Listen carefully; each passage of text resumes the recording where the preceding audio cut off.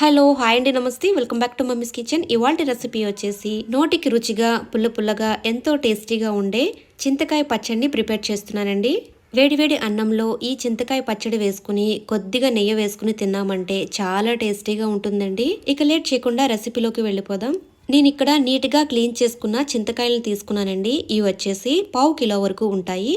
ఇప్పుడు చింతకాయ లోపల ఉన్న గింజల్ని తీసేసుకోవాలండి. నేను తీసుకున్న చింతకాయలు కొద్దిగా ముదరగా ఉన్నాయి, అందుకే గింజల్ని తీసేస్తున్నాను. లేత చింతకాయలు తీసుకున్నట్టయితే గింజలు తీయవలసిన అవసరం లేదండి. ఇప్పుడు స్టవ్ వెలిగించుకుని ప్యాన్ పెట్టుకుని 2 స్పూన్స్ వరకు ఆయిల్ వేసుకోవాలి. ఆయిల్ హీట్ ఎక్కిన తర్వాత ఒక 8 వరకు ఎండుమిరపకాయలు వేసుకుని చక్కగా ఫ్రై చేసుకోవాలి. ఎండుమిరపకాయలు పోపు దినుసులతో కాకుండా ఇలా సపరేట్గా ఫ్రై చేసుకుంటే కనుక సమానంగా వేగుతాయండి. ఎండుమిరపకాయలు చక్కగా ఫ్రై చేసేసుకున్నామండి. ఒక ప్లేట్లోకి తీసేసుకుందాము. ఇప్పుడు ఇందులో 1 స్పూన్ వరకు శనగపప్పు వేసుకుందాము. నెక్స్ట్ వచ్చేసి 1 స్పూన్ వరకు మినపప్పు వేసుకుందాం. ఇప్పుడు వీటిని లైట్గా ఫ్రై చేసుకుందాము.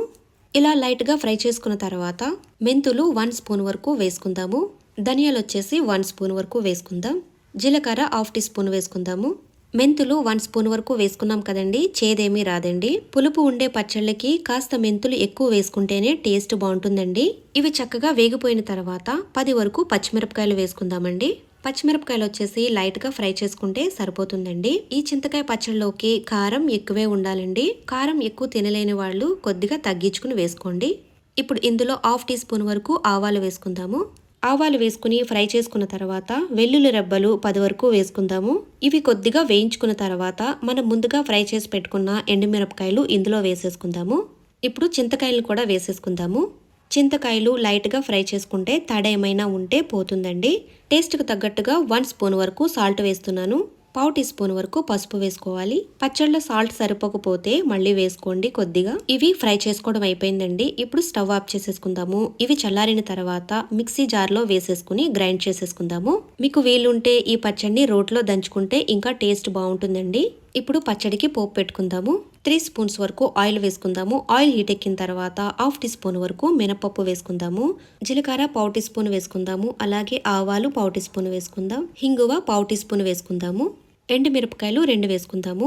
వీటిని చక్కగా ఫ్రై చేసుకుందామండి. ఇలా ఫ్రై అయిన తర్వాత ఇప్పుడు కొద్దిగా కరివేపాకు వేసుకుని ఫ్రై చేసుకుందాము. ఇలా పోపు వేయించుకున్న తర్వాత మనం ముందుగా గ్రైండ్ చేసి పెట్టుకున్న పచ్చడిని ఇందులో వేసేసుకుందామండి. పోపులో ఈ చింతకాయ పచ్చడి పాడవకుండా 3-4 డేస్ వరకు ఉంటుందండి.